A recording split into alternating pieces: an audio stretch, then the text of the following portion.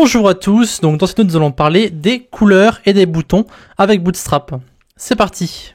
Alors c'est l'heure de commencer à découvrir la documentation de Bootstrap 4. Nous allons commencer par parler d'une classe utilitaire qui est très utilisée, c'est-à-dire les couleurs.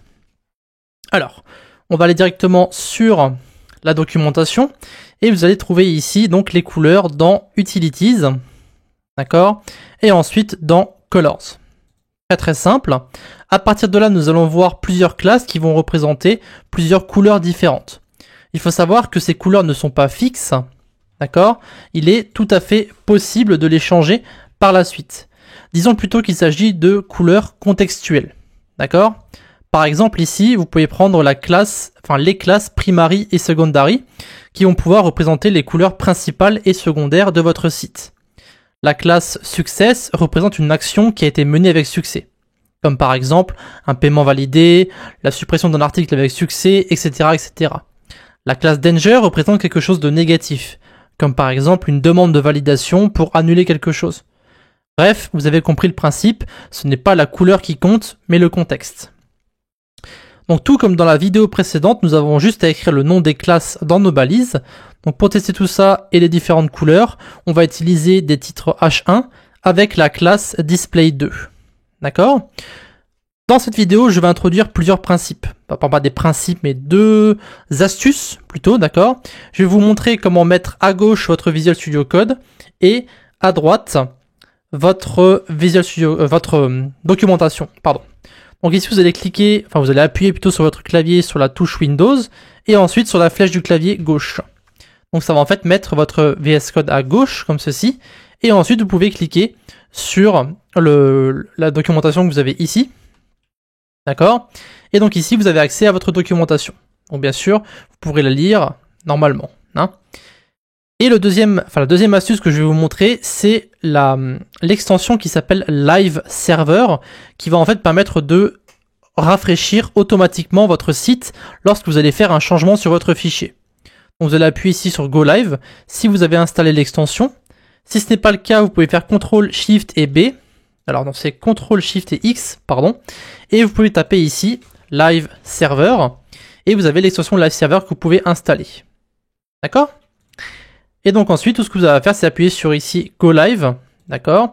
Et ça va mettre en live votre site. Et donc lorsque vous allez faire des changements, donc par exemple, si vous tapez h1.display2.textPrimary et que vous mettez ensuite salut, par exemple, vous pouvez voir que ça va automatiquement rafraîchir à droite et ça va mettre notre titre avec le display 2. Donc bien entendu ici, comme vous pouvez le constater, lorsqu'on va mettre ici notre code, le titre va passer de noir à bleu à cause de la classe textPrimary. D'ailleurs, si on essaie les autres couleurs, ça va donner exactement la même chose. Donc si on fait ici un copier-coller des premières classes, donc ce qu'on pourrait faire éventuellement, c'est faire plusieurs copier-coller ici.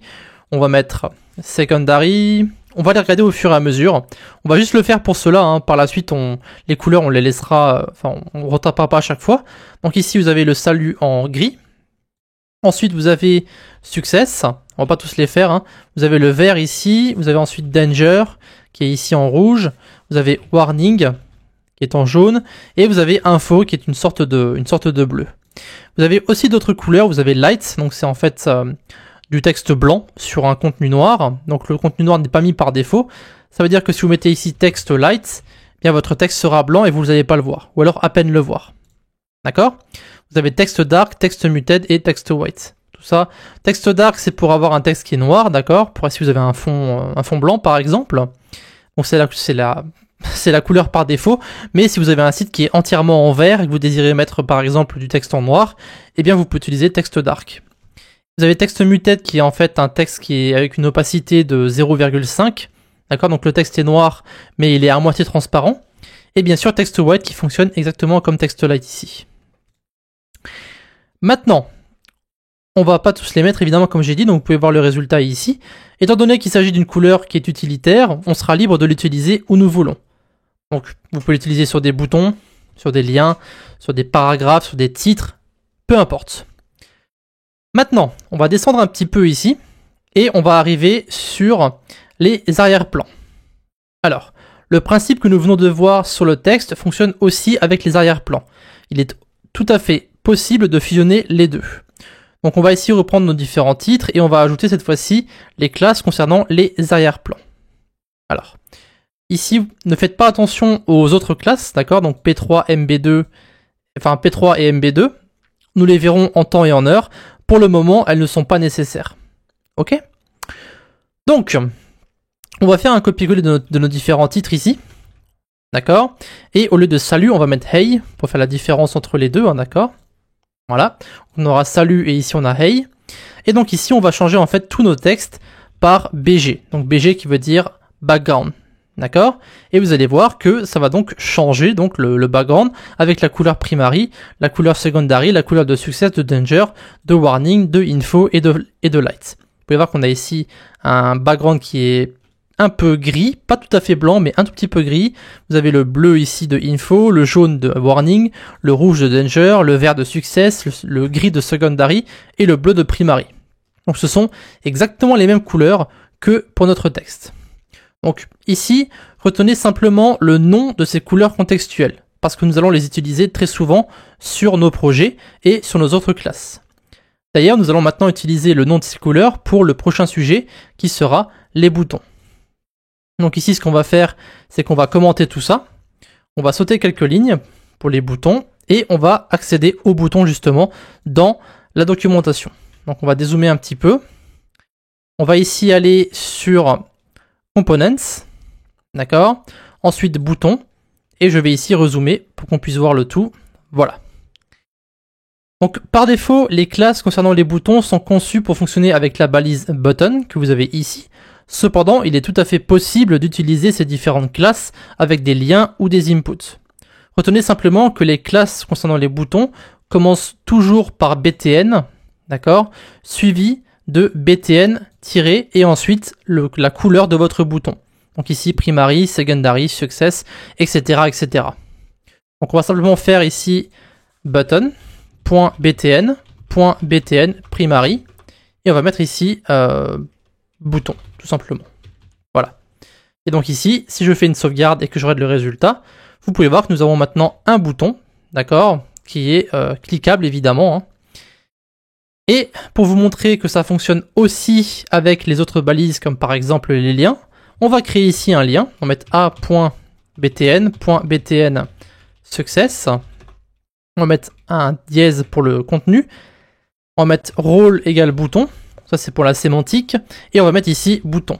Je sauvegarde et vous pouvez voir que il n'y a absolument aucune différence entre les deux. D'accord? Sauf que ici mon bouton va en fait rediriger vers un endroit et pas celui-ci. Mais bon, ça c'est qu'un détail.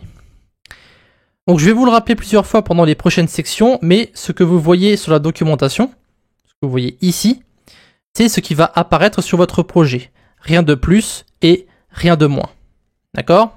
Donc normalement, ce que vous faites, ce que vous copiez ici et ce que vous collez sur votre projet, c'est exactement la même chose.